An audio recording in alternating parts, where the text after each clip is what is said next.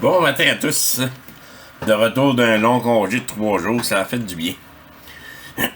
Ce matin, je commence avec un sonore de bateau.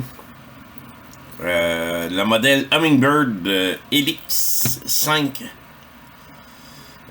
CHIRP GPS G2. Le client me l'a apporté parce qu'il dit qu'à toutes les fois qu'il branche le sonore, le fusible saute. Fait que probablement que si on vérifie, prendre ça.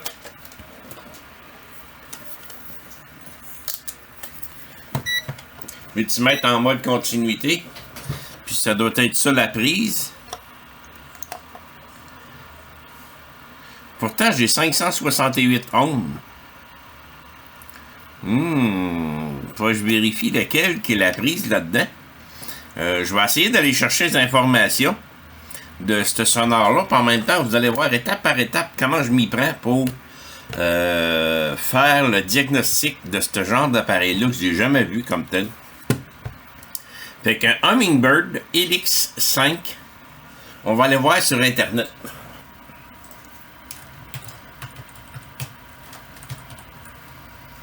Humminbird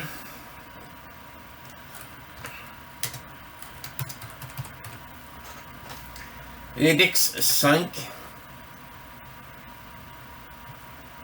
Chip GPX Helix 5 Chirp GPS G2 moi.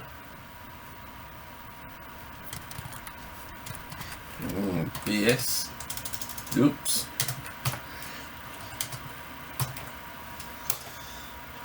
Bon. Ça vaut quand même 300$, ce petit appareil-là. Là, je vais aller voir. Je dois pouvoir avoir le manuel de ça. Pour avoir les branchements. Si on s'en vient ici.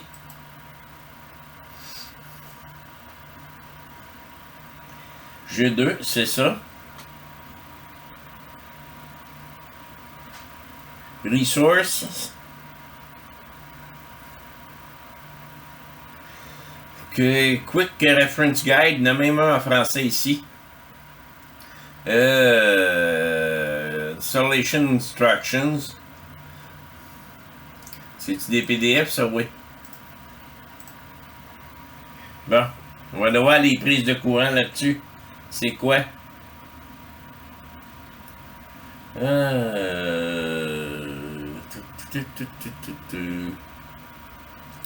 Power, c'est bel et bien ce que je pensais, là. Ça ici. L'autre, c'est communication. L'autre, c'est transducer. Donc, c'est vraiment ces deux-là. Le premier, Power. Lequel qui est positif, lequel qui est négatif. Soit on va voir, je l'ouvre pour aller voir c'est quoi. Mais au moins, je le sais. Qu'est-ce que je vais faire? Je vais aller ouvrir ça. On va aller l'ouvrir.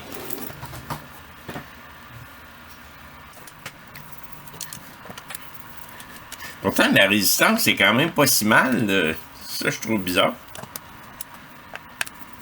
De toute façon, avant de mettre la tension dessus, c'est sûr qu'il faut aller vérifier en dedans.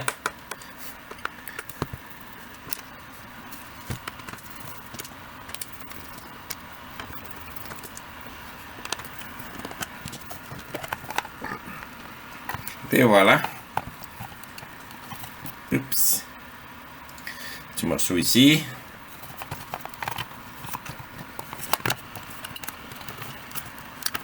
Et voilà. Ça ici, c'est juste des prises. Ça fait que... On peut... Oh, je vois déjà quelque chose. Je vais vous le montrer. Je vois déjà quelque chose qui peut y faire ça. Avez-vous une idée si je vous rapproche un peu, là? On va vous rapprocher, là. Bon, je sais pas si on peut le voir à l'écran. Peux-tu le voir? J'ai un condensateur ici là, qui fait la banane. Il est gonflé, là, comme ça se peut pas. Je vais aller vérifier sa résistance vite fait. Si on met ça de même. Là, on ne pourrait pas le voir à l'écran. Je vais me reculer un petit peu. On voit ça. Si je viens prendre la résistance de ce condensateur-là. Écoutez, presque à zéro, là. Presque à zéro. Ce condensateur-là est complètement fini. Celui-là est à 2300, ça c'est correct. Celui-là aussi est très haut. Mais ce condensateur-là ici, il est fini. Fait que va falloir que je remplace ça ici. C'est un quoi au juste? On va regarder ça au microscope, là. On va voir si on le voit mieux au microscope. Ben, on le voit un peu juste comme ça, là. Je suis embrouillé en ce moment, là. Avez-vous vu le reflet? Lui, c'est plat, là. Regardez, lui. Il fait un reflet tellement qu'il est gonflé. Hein? Je l'ai vu tout de suite en ouvrant le couvercle. Fait que c'est un 100 microfarad 35 volts. Il y en a pareil ici. C'est un 100 microfarad 35 volts. C'est deux pareils. Donc ça, je pourrais même mettre un ordinaire là-dessus. Il n'y aurait pas de problème. C'est un électrolytique. Il n'y a pas de trouble là. Fait que probablement que juste à cause de ça, ça cause problème. On va regarder, on va l'examiner pareil d'un bout à l'autre, là. La tension rentrée ici. C'est bel et bien ça. Oui, ça c'est la tension ici. Il n'y a rien alentour, non. Fait que tout a l'air d'être bien beau aux alentours. Fait que probablement que juste à cause de lui, ça fait sauter la fusible. Fait que, qu'est-ce que je vais faire? On va le remplacer. La première chose qu'on va faire, on va le remplacer. J'en ai un ici. 135 volts, ordinaire. On va le faire remplacer à celui-là. Ça va aller comme ça. Alors, lequel qui est positif? Lequel qui est négatif?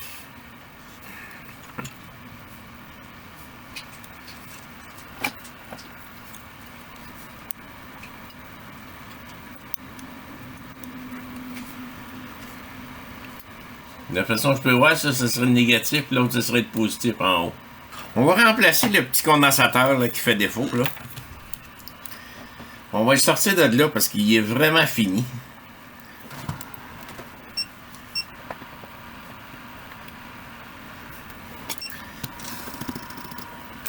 Un petit peu de flux.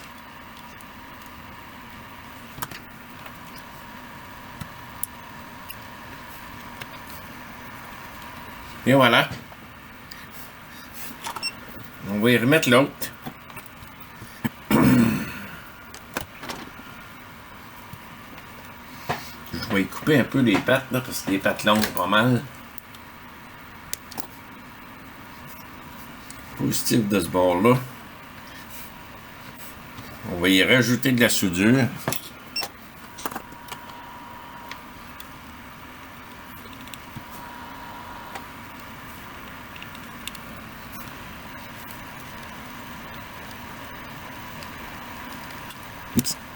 Tiens. Fait qu'on y a remis ce qu'on avait besoin. Ici. On va le montrer, là. Microscope cam. J'ai soudé ça en place. Tiens. Positif et négatif à la bonne place.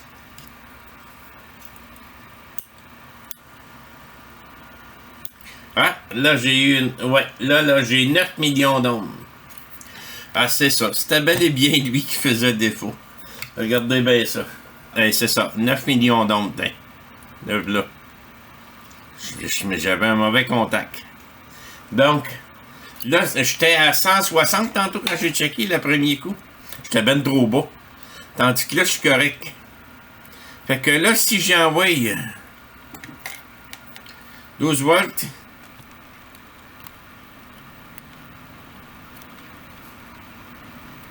J'ai 24 milliampères qui passent. C'est de me brancher, là. Les contacts sont pas faciles. Ça allume! Il fonctionne à nouveau. Je peux-tu le voir? Hummingbird. Helix 5. Menu pour les options de démarrage. Là, je vais le laisser comme ça. Mais il fonctionne tout. Fait que, on a trouvé le bobo. On referme tout ça. Ça va bien quand c'est facile comme ça. Hein. C'est pas toujours facile comme ça. Il aurait fallu que je suive le circuit, la tension aux 40. Mais généralement, quand un fusible saute comme ça, c'est qu'il y a un problème évident. Là. La seule chose qui pourrait faire que le fusible saute et qu'on le voit pas bien, c'est un chip en dedans IC qui ferait défaut. Puis encore, si on les regarde comme il faut, les IC, on voit que des fois, il y a un trou dedans. Parce qu'il a sauté, il a créé vraiment un bon court-circuit. Mais ici, là, c'était archi évident que c'était un simple condensateur qui faisait ça. Probablement mauvaise qualité ou il y avait un défaut. Puis juste le fait de le remplacer, ça vaut quoi? Un 100 microfarades, il doit valoir à peu près 53 sous. Plus 8 $ de frais de transport. Mais même à ça, on a vu qu'il valait quoi, 300 $ que j'ai dit. Ça va avoir coûté un dixième de prix pour le faire réparer. Puis il va être encore bon pour plusieurs mois. Je vais essayer de le rebrancher pour que vous puissiez le voir comme il faut. Je l'ai. Et voilà. Fonction numéro 1. Fait que j'ai un client qui va être vraiment heureux de ça. Press menu. Ce qui est menu là-dessus, ici. Et voilà. Normal, et ainsi de suite. Tout fonctionne. Fait que je retourne sur le client. Un autre client bien heureux. Merci.